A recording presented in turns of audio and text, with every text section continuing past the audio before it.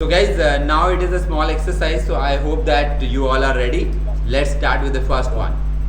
बुरी संगत मत करो.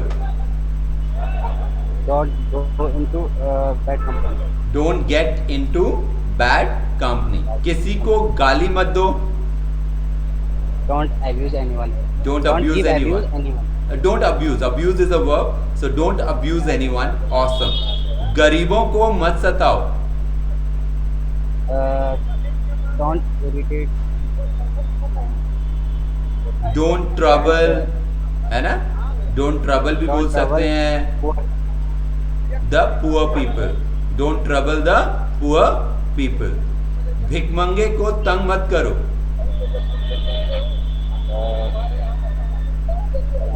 Don't irritate beggar person. यहाँ पर भी कह सकते हो आप Don't trouble the beggar या फिर Don't tease the beggar. Tease मतलब भी होता है चिढ़ाना, छेड़ना, परेशान करना. Don't trouble या Don't tease the beggar. चलती गाड़ी में मत चढ़ो.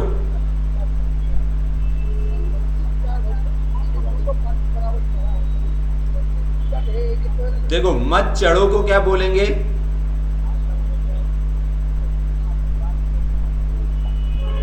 किसी गाड़ी में जब आप चढ़ते हो ना तो आप उसे बोर्ड भी बोलते हो. वो वर्ब होती है. डोंट बोर्ड बोल सकते हो या फिर सिंपली बोल सकते हो don't get on. Don't get on. Get on मतलब चढ़ना और गेट ऑफ मतलब उतरना.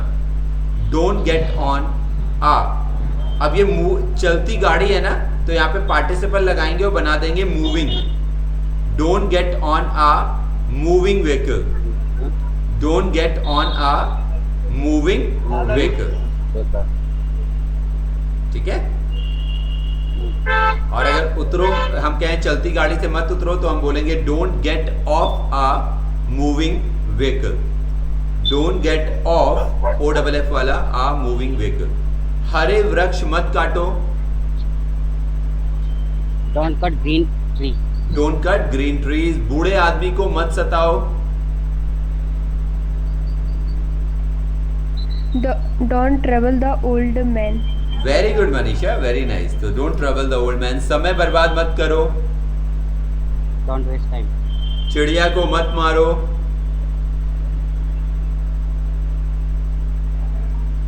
मत Don't मारो. kill the bird. Don't kill the bird. Very good. किताब को मत फाड़ो.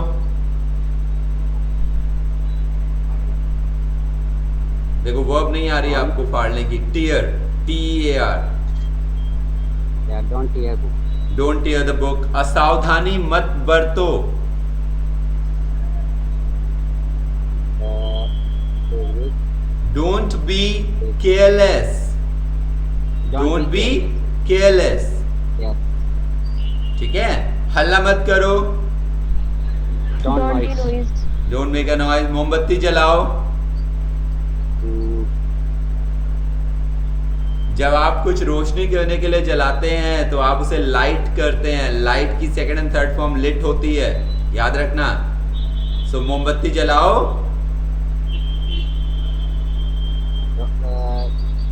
Simple. Light a candle. Light Light a candle. सावधान रहो. be careful. अपने मित्र की सहायता करो. Help to your friend. Help to नहीं, हेल्प योर फ्रेंड. पुलिस को सूचना दो. Give information to the police. कह सकते हैं या फिर inform the police. Inform the police. Inform माने होता है ना सूचना देना. Inform the police. चिट्ठी छोड़ दो. Leave the letter here. Leave the letter here. कुत्ते का चित्र बनाओ. Draw the dog.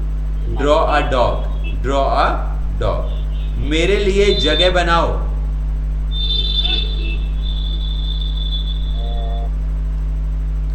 बनाने के लिए मेक होता है ना. Make Yeah. Some. Make me for make some या तो स्पेस बोल दो या रूम बोल दो. Make some room for me. Room माने भी जगह होती है. Make some room for me या फिर make some space for me.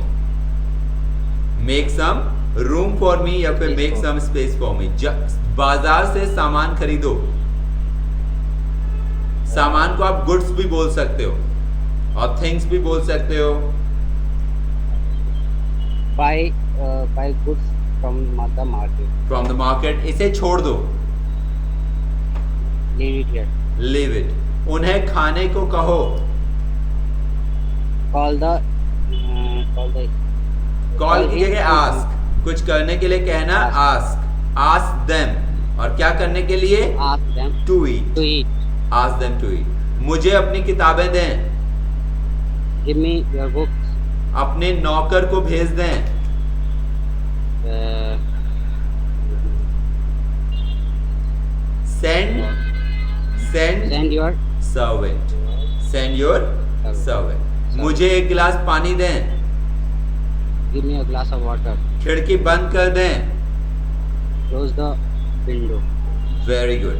So guys, now how confident you are when it comes to making imperative sentences?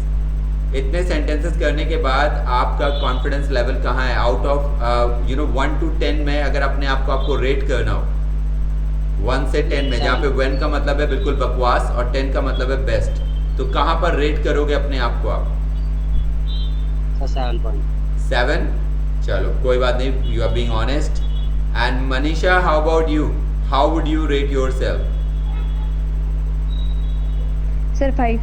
5? ओ देखो बिल्कुल यानी कि अभी हमने अपनी तरफ से मेहनत नहीं करी है। अब अगर मुझे रेट करोगे आप इस टॉपिक को पढ़ाने में, कि जिस तरह से मैंने आपको ये टॉपिक पढ़ाया है, जिस तरह से आपको वीडियो और नोट्स दिए हैं, तो मुझे कितना रेट करोगे आउट ऑफ 10?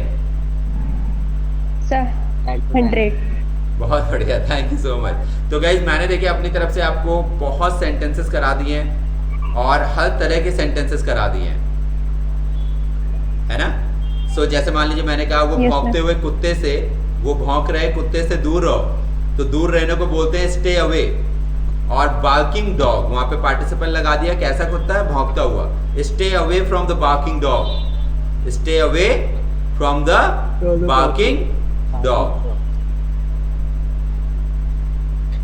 ठीक है?